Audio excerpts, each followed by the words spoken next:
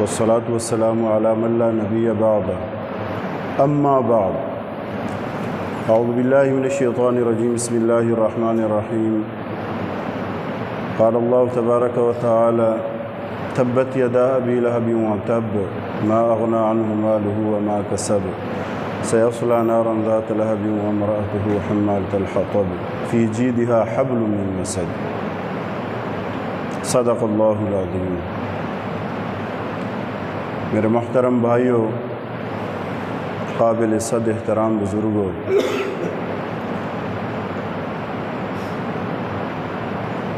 آپ صلی اللہ علیہ وسلم کی ناموس، آپ کی عزت، آپ کا مقام، آپ کا درجہ اللہ کے نزدیک بھی اور تمام مسلمانوں کے نزدیک سب سے پہلی چیز ہے۔ قرآن پاک کی آیات کا ترجمہ جس کا مفہوم ہے کہ اس وقت تک تم کامل مومن ہو نہیں سکتے جب تک کہ اپنی جان و مال، اپنے ماں باپ، اپنی اولاد، اپنی مال اور اپنی تمام چیزوں سے زیادہ اللہ اور اس کے رسول سے جب تک کہ محبت نہ کرو تو آپ کا ایمان اس وقت تک کامل ہو نہیں سکتا۔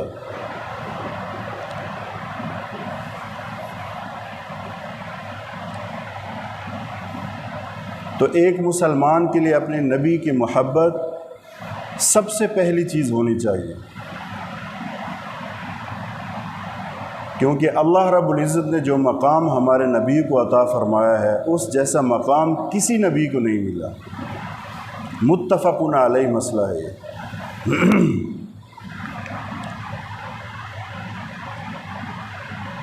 میرے نبی کے صحابہ کا اتنا مقام ہے تو میرے نبی کا کیا مقام ہے؟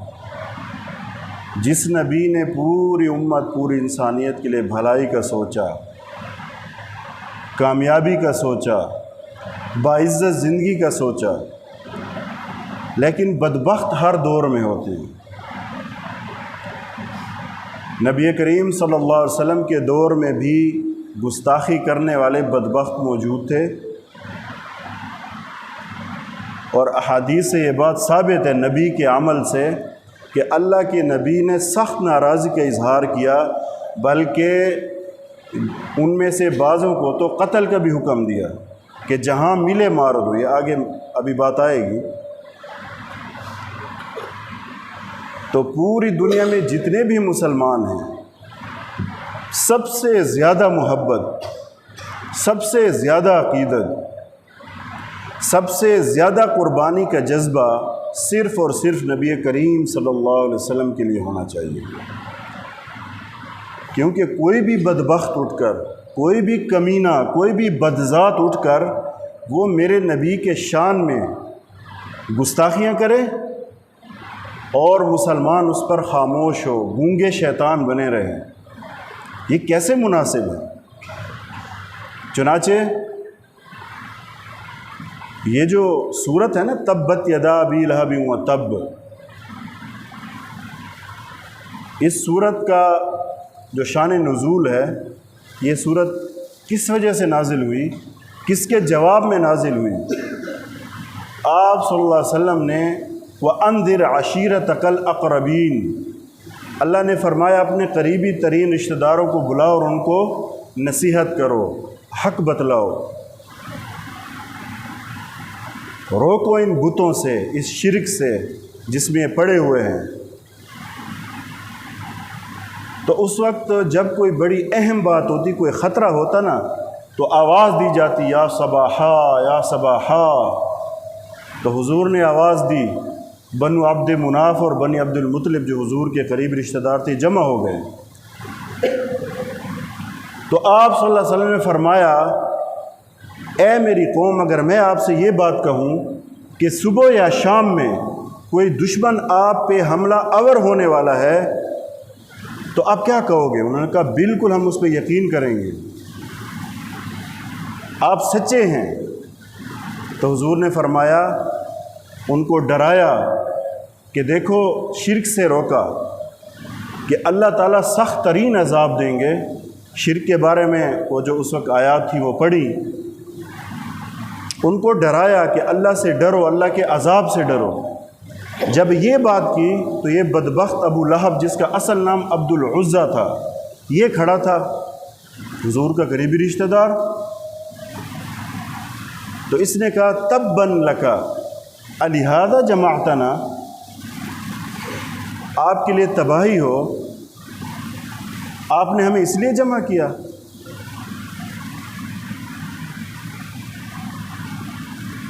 یہ ایسے نامناسب الفاظ کہیں، آپ کے ہاتھ ٹوٹ جائیں۔ تو یہ اس وقت ایک بددعائی کلمہ تھا کہ آپ کی تباہی ہو، آپ ٹوٹ جائیں، آپ برباد ہو جائیں، کیا آپ نے اس لیے ہمیں جمع کیا تھا؟ تو میں ابھی متعلق وقت یہ بات سوچ رہا تھا کہ دیکھیں، یہ پہلی دعوت تھی حضور کی، تو اللہ رب العزت اس پہ حل والا معاملہ فرما جاتے نا، خاموش ہو جاتے، لیکن اللہ کو اپنے نبی سے اتنا عشق ہے اور اللہ اتنی غیرت والی ذات ہیں کہ اتنا رحیم و کریم ہونے کے باوجود برداشت نہیں ہوا۔ پھر اللہ نے اس کے جواب میں شان نزول میں تبت یدا ابی لہب و تب، تبت یدا ابی لہب و تب، ٹوٹ گئے ابو لہب کے ہاتھ اور وہ خود بھی تباہ ہو گیا، ٹوٹ پھوٹ گیا۔ ما اغنا عنہ مالہ وما کسب، نہ اس کا مال اس کے کام آیا اور نہ اس کا کمایا ہوا۔ سیصلی نارا ذات لہب، ایک بھڑکتی ہوئی آگ میں اس کو ڈالا جائے گا، جھونکا جائے گا۔ وامرأتہ حمالۃ الحطب، اور اس کی وہ بیوی جو ایندھن لاد کر لاتی ہے، جس کے سر پہ ایندھن لدا ہوا ہوتا ہے، لکڑیاں ہوتی ہیں، وہ بھی اس کے ساتھ ہوگی۔ حمالۃ الحطب، جو ایندھن لاتی ہے، لکڑیاں سر پہ لاتی ہے۔ فی جیدہا حبل من مسد، جس کی گردن میں کھجور کی بٹی ہوئی رسی تھی۔ تو اس کا ابو لہب کا بتا دیتا ہوں مختصر۔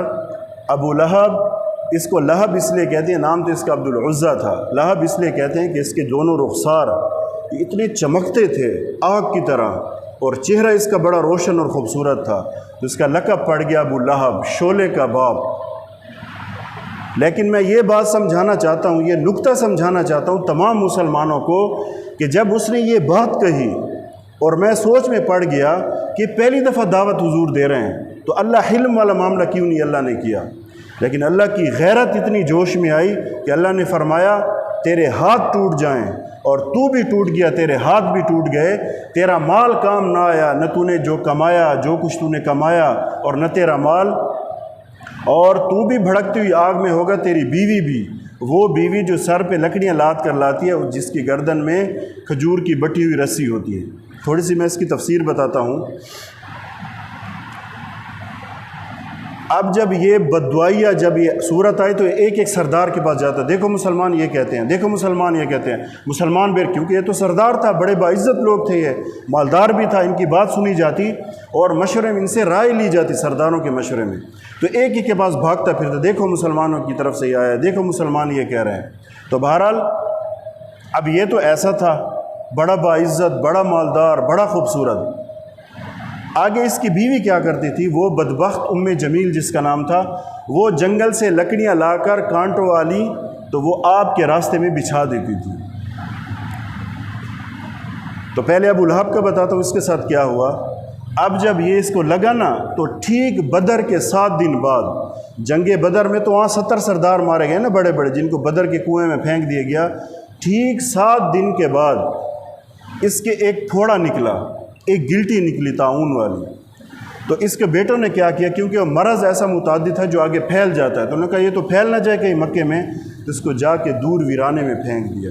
یہ وہاں پڑا ہوتا تھا، نہ اس کا کوئی پوچھنے والا تھا، نہ اس کے کوئی خدمت والا۔ تو جب اسی حال میں پڑے پڑے جب مر گیا، تو انہوں نے اپنے بچوں نے غلام بھیجے، ما اغنا عنہ مالہ وما کسب، نہ تیری کمائی تیرے کام آئی، نہ تیرے بیٹے تیرے کام آئے، نہ تیری عزت تیرے کام آئی، نہ تیرا مال تیرے کام آیا، نہ تیرے یہ بڑا پن تیرے کام، نہ سرداری تیرے کام آئی۔ ذلیل ہو کے ایک طرف پڑا ہوا تھا۔ بیٹوں نے غلام بھیجے جنہوں نے لمبی لمبی لکڑیوں سے پہلے قبر کھود کے، گڑھا کھود کے لمبی لکڑیوں سے دور سے گڑھے میں پھینک دے، اوپر مٹی ڈال دی۔ ایسی ذلت، اور ہے مکہ کے معزز لوگوں میں سے، سرداروں میں سے ہے۔ لیکن جب اللہ کو اپنے رسول کی اتنی گستاخی بھی اللہ سے برداشت نہیں ہوئی اور اس کے جواب میں فوراً یہ آیات نازل ہوئی۔ اس کا حال تو یہ ہوا، ما اغنا عنہ مالہ وما کسب، تیرے بیٹے تھے تیرے کام نہ آئے، تیری بیوی تیرے کام نہ آئی، تیری سرداری تیرے کام نہ آئی، تیرا مال تیرے کام نہ آیا، تیری عزت و وقت و شہرت تیرے کام نہ آئی، اور تیرے جو سردار تھے وہ بھی تیرے کام نہ آئے، اور تیرے مشرک اور کافر جو تیرے ہم نشین تھے، ہم نوالا و ہم پیالہ تھے، وہ بھی تیرے کام نہ آئے۔ جسے اللہ عذاب دینا چاہے اسے کون بچا سکتا ہے؟ اللہ کو اپنے نبی کی اتنی گستاخی بھی پسند نہ آئی۔ جمیل کا کیا ہوا؟ فرمایا کہ اس بدبخت عورت کے ساتھ یہ کام ہوگا کہ جہنم میں لوہے کے تاروں کی بٹی ہوئی رسیاں گرم کر کے اس کی گردن میں توپ کے طور پہ ڈالی جائیں گی، اور ساری جتنی بھی ابدالآباد کبھی موت ہے نہیں، یہ اسی عذاب میں ہوگی کہ میرے نبی کے راستے میں یہ کانٹوں والی لکڑیاں بچھا دیا کرتی۔ اور دوسرے علماء نے یہاں یہ تفسیر کی ہے، حم الحطب، یہ عرب میں ان کو کہتے تھے جو محاورات سمجھتے ہیں کہ جو چغل خور ہو، چغل خور مرد یا عورت، اس کے بارے میں عرب کہتے ہیں حمل، یہ آگ جلانے والی ہے۔ چغل خور بھی ایسے ہوتے ہیں نا، یہ حضور کی ایک ایک جگہ شیطانیاں کرتی تھی، عورتوں میں مردوں میں چغلیاں لگاتی تھی، یہ کیا آج یہ آیت، اور مذاق اڑاتی تھی۔ یہی گستاخی ہوتی ہے نا، حضور کی ذات کے بارے میں اور ان کی صفات کے بارے میں مذاق اڑاتی تھی، کبھی ایک عورت کو، کبھی دوسری عورت کو، کبھی ایک جگہ کبھی دوسری جگہ۔ تو اللہ کو ان دونوں کی، حضور سے یہ گستاخی اور حضور سے یہ ان کا جو ہے نا ایک جو عمل تھا اور ان کے ساتھ ایک رویہ تھا، اللہ کو پسند نہیں آیا، اور دونوں میاں بیوی دونوں تباہ ہو گئے، دونوں برباد ہو گئے، اور ہمیشہ قیامت تک یہ آیت پڑھی جائے گی اور ان پہ لعنت ہوتی رہے گی۔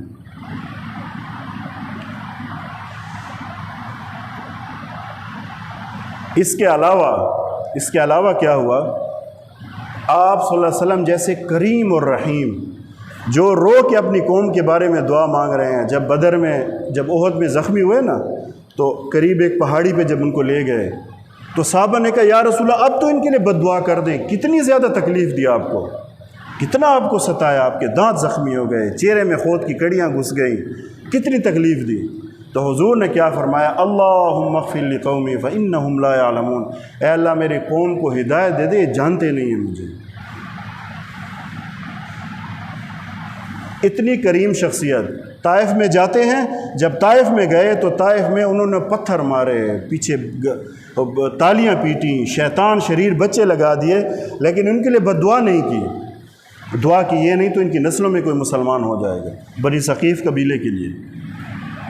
اور ایسے ہزاروں واقعات ہیں، سینکڑوں واقعات ہیں، حضور نے کبھی ایسی بد دعا نہیں کی۔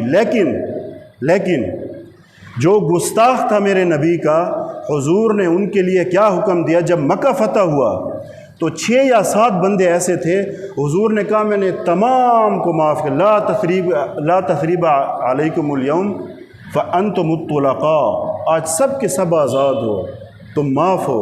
بلکہ الٹا یہ کیا، احسان کیا کہ ابو سفیان اس کو پسند کرتے، سردار ہے، جو ابو سفیان کے گھر میں ہوگا اس کو بھی پناہ ہوگی، جو اپنے گھر کا دروازہ بند کر دے گا بشرطے کہ لڑے نہیں، مزاحمت نہ کرے، وہ بھی پناہ میں ہے، اور جو حرم میں ہوگا بیت اللہ میں وہ بھی پناہ میں ہے، سب پناہ میں ہے، کسی کو کچھ نہیں کہا جائے گا۔ حضور نے سب کو معاف کر دیا، 6 یا 7 بندوں کو معاف نہیں کیا۔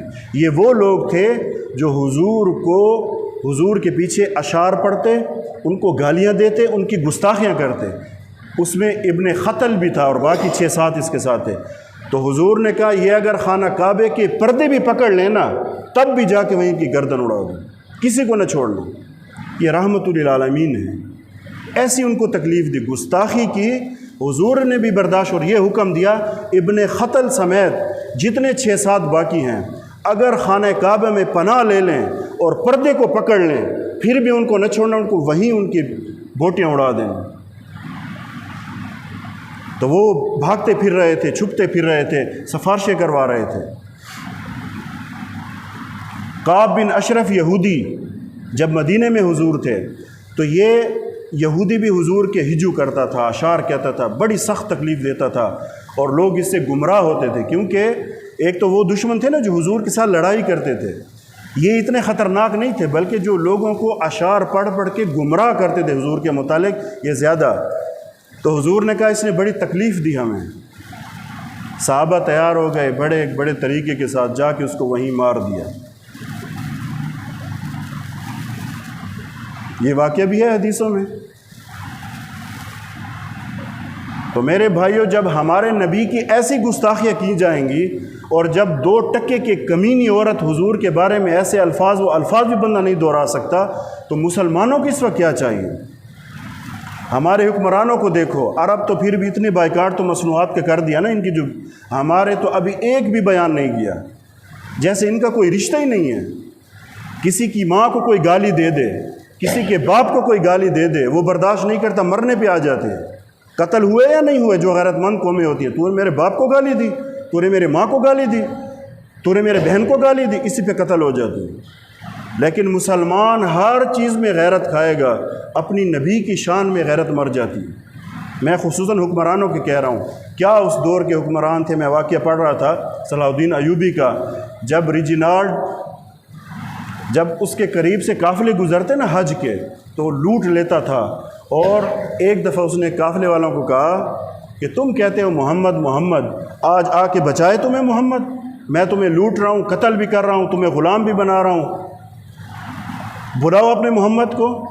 تو یہ بات صلاح الدین ایوبی کے کان میں پہنچی، تو وہ کہتے ہیں اس دن سے لے کر جس دن اس کا بدلہ نہیں لیا، میرے دل میں ایک چنگاری تھی، ایک بے چینی تھی، باوجود اتنا بڑا فاتح ہونے کے، اتنا غیرت والا، اتنا جرأت والا، اتنا جری اور بہادر انسان، شجاع انسان، کہتے میرے دل میں ایک چنگاری تھی، ایک بے چینی تھی کہ یہ بدبخت میرے ہاتھ کب آئے گا۔ تو جب سب جمع ہو کے سارے بادشاہ حملہ کیا، قیدی بنے، مختصر بتا رہا ہوں، تو سخت گرمی سے ان کی زبان باہر نکل رہی تھی، تو انہوں نے برف والا ٹھنڈا پانی سب کو پیش کیا، ریجینالڈ کو پیش نہیں کیا۔ تو اس کے قریب والا جو ایک جنرل جو بادشاہ تھا، اس نے اس کو بھی تھوڑا سا دے دیا۔ تو اس نے کہا دیکھو عربوں میں یہ ایک رواج ہے کہ جس کو پانی پیش کرتے ہیں اس کو قتل نہیں کرتے، اس کا مطلب ہے اس کو معاف کر چکے ہیں، لیکن تم اپنی مرضی سے اس کو پانی دے رہے ہو، اس کو میں نے نہیں دیا پانی، ہم نے آپ کو دیا تھا، اس کو نہیں دیا۔ تو پھر اس وقت اس بدبخت کو مخاطب کر کے کہا کہ یاد ہے تو نے فلاں قافلے کو کہا تھا کہ کہاں ہے تمہارا محمد، بلاؤ اس کے کہ وہ تمہاری مدد کرے۔ آج محمد کے ایک ادنا غلام صلاح الدین تمہارے سامنے ہے، تلوار کو سونتا نکالا اور ایسے وار کیا کہ گردن کٹ گئی، تھوڑی سی بچ گئی پیچھے۔ عجیب منظر تھا۔ اب وہ جتنے بھی کھڑے ہیں نا، وہ سب سوکھے پتے کی طرح کانپ رہے تھے کہ اب ہمارا یہ اشر ہوگا۔ تو ان سے کیا فرمایا صلاح الدین ایوبی نے کہ نہیں، آپ بادشاہ ہو، آپ کے ساتھ وہی رویہ اختیار کیا جائے گا، وہی عزت دی جائے گی آپ کو، آپ کے ساتھ یہ نہیں کیا جائے گا۔ ہم بادشاہوں کو قتل نہیں کرتے، لیکن یہ گستاخ تھا، اس نے میرے نبی کے بارے میں الفاظ کہے، مسلمانوں کو تانا دیا کہ آج تمہارا نبی محمد محمد کرتے ہو، محمد کہاں ہے، آئے تمہیں بچائے۔ اس وجہ سے میں نے اس کی گردن اڑائی۔ یہ تھے غیرت والے۔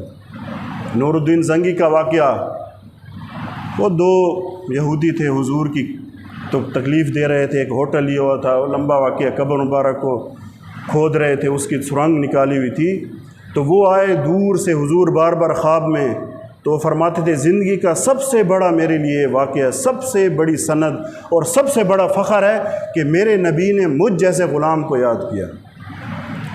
وہاں سے چلے شام سے، مہینوں کا سفر ہفتے میں طے کیا، پہنچے یہاں، سب کی دعوت دی، بلایا، کون سے تھے ان کے یہاں نشان تھے، اور یہ محراب تھا، اور ان کی آنکھیں ایسی تھیں، سب کو بلایا، سب کی دعوت کی۔ تو وہ 2 آدمی نہیں تھے، سب کی دعوت کی، آگے مین گیٹ پہ کھڑے ہو گئے، ہاں بھائی نکلو، سب کو غور سے دیکھ رہے ہیں، وہ 2 آدمی نہیں ہیں۔ کہا بھائی وہ 2 ایسی شکل کے لوگ کہاں ہیں؟ کہا جی وہ تو بڑے بزرگ ہیں، بڑے حاجی قاضی ہیں، وہ تو نکلتے نہیں ہیں۔ کہا وہی تو، اسی کی تو مجھے ضرورت ہے، دکھاؤ۔ تو دیکھا، چٹائی بچھائی تھی نیچے، وہ رات کے وقت کھدائی کرتے تھے اور حضور کی قبر تک جا رہے تھے، تو اسی وقت ان کی گردن اڑائی، اور پھر اس کے بعد سارے حضور کے ارد گرد ایک خندق نما گول کھدوا کر پانی کی تہہ تک پانی نکل آیا، اور اس میں سیسا بھروا دیا سارا، کہ آئندہ قیامت تک کوئی بدبخت یہ حرکت نہ کر سکے۔ یہ تھے غیرت والے حکمران۔ آج اور کچھ نہیں ہو سکتا تو کم از کم یہ تو ہو سکتا ہے، تو ان کے بارے میں 2 لفظ تو کہہ سکتے ہیں نا، کہ گستاخ کے بارے میں اللہ نے فوراً ابو لہب نے یہ الفاظ کہے، چند الفاظ کہے، تباً لک الہذا جماعتنا، کہ آپ وہ الفاظ میں اس کا ترجمہ نہیں کرتا، ایک قسم کے بددعائی کلمہ ہے کہ آپ ہلاک ہو جائیں، آپ اس لیے ہمیں جمع کیا، تو اللہ سے یہ برداشت نہ ہو سکا۔ میرے محبوب کے یہ کہتے ہو، میرا محبوب ہے جس سے اللہ نے عشق کیا ہے، اس کے بارے میں یہ الفاظ کہتے ہو، تو اللہ نے تبت یدا ابی لہب پوری لمبی صورت اتار دی، اور قیامت تک اس پہ لعنت ہوتی رہے گی، اور ہمیشہ ہمیشہ کے دائمی عذابوں میں پہنچ گئی۔ اس لیے ہماری جان و مال، ہمارے گھر، ہمارا گھر بار، ہمارا جسم، ہمارا دل، ہمارا جگر، ہر چیز ہمارے نبی پہ قربان ہے۔ تو اس کے لیے تمام مسلمانوں کو، جتنا خصوصاً حکمرانوں سے، کہ کم از کم 2-4 لفظ تو کہہ دو نا۔ ایک ملعونہ، ایک بدبخت عورت نے اپنی کالی سیاہ زبان سے جب یہ الفاظ ادا کیے ہیں، ایک گستاخی کی، اس کو کوئی شرم بھی نہیں ہے۔ ہوتا ہے نا کوئی غلطی ہو گئی، الفاظ بھی واپس نہیں لے رہے، شرم بھی نہیں ہے، مزید ڈھیٹ بن گئے ہیں۔ تو نبی کی غیرت، نبی کے ناموس کے بارے میں اپنی ہر چیز کا سودا کر دینا، یہ سستا سودا ہے۔ ہمارے نبی کی ناموس اتنی سستی ہے کہ 2 ٹکے کی، اب میں وہ الفاظ ممبر پہ نہیں کہتا، 2 ٹکے کی عورت، ایک ذلیل کمینی خسیس عورت اس طرح الفاظ کہے۔ یہ ہمارے حکمرانوں کی چونکہ عیاشیاں ہیں، جہالت ہے، بغیرتی ہے، بے حمیت ہے، اس وجہ سے وہ ان کو یہ ملتا ہے۔ اگر کیوں ان کو یہ موقع ملتا، اگر ان کے اندر غیرت ہوتی۔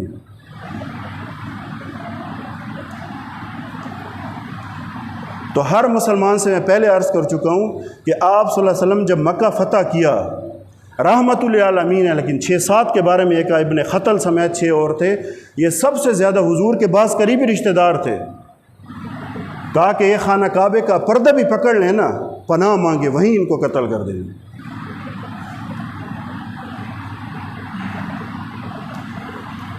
اللہ ہمیں اپنے نبی سے محبت کی توفیق دے، اور اللہ، یہ بار بار یہ ہوتا رہتا ہے، کبھی ان کی طرف، کبھی ایک طرف، کبھی کفار کی طرف، کبھی عیسائیوں کی طرف سے، کبھی ہندوؤں کی طرف سے۔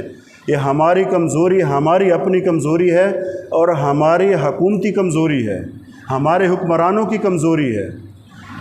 اگر ان کا اقتدار خطرے میں پڑ جائے تو ہر چیز کرتے ہیں، دن رات ایک کر دیتے، زمین و آسمان ایک کر دیتے ہیں۔ نبی کی ناموس کے لیے ایک لفظ بھی نہیں ادا ہوا۔ ہم سے تو عرب بھی اچھے ہیں، ان کے اندر غیرت ہے اتنی، انہوں نے مصنوعات کا بائیکاٹ کر دیا۔ چلو اور کچھ نہیں تو یہ کر سکتے ہیں، پابندیاں لگا دیں۔